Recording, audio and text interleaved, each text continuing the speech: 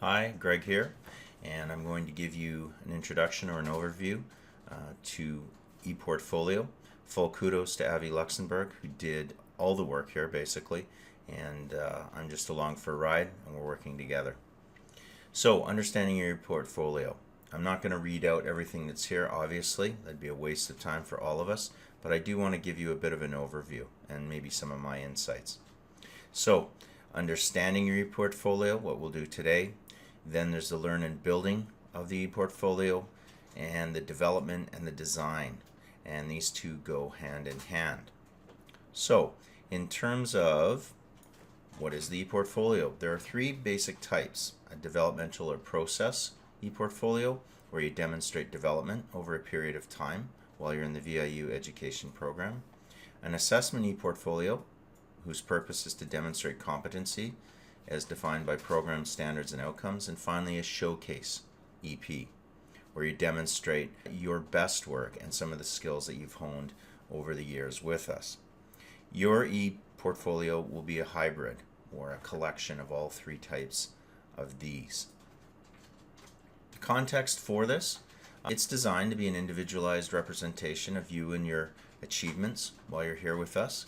Some students use the EP as part of their resume, a place to house resources and ideas that you can quickly pull up, a class website, even as a lesson plan and unit organizer. And I think that the EP, if it's utilized correctly, can do a number of tasks that you wish it to do. It's a really great electronic space. It's supposed to highlight your professional qualities as an educator, some of the background knowledge or experiences that you bring to the program, and your capacity to learn and teach. It definitely highlights evidences or artifacts, including lesson plans, reflections, even workshops that you've attended. And it clearly identifies your strengths and your capacity to teach as a professional educator. It's also necessary, it's a requirement in terms of graduating from VIU's Faculty of Education program.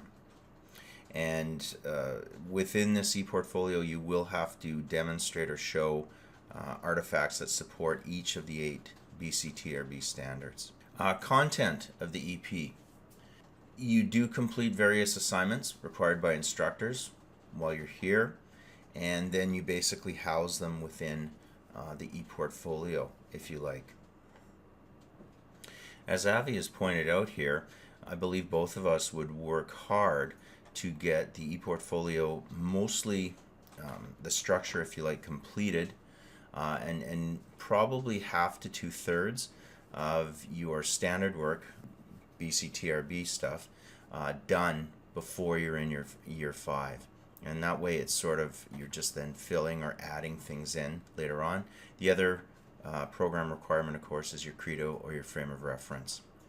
He also has to think about sections or questions to consider, and they're all valid and useful and make for solid reflection.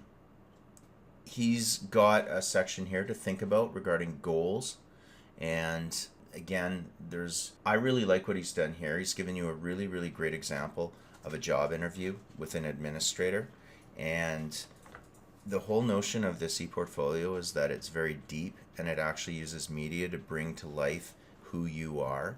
And so if somebody was trying to even decide on which candidates to interview, they can do that easily from a distance, so physical geography doesn't get in the way.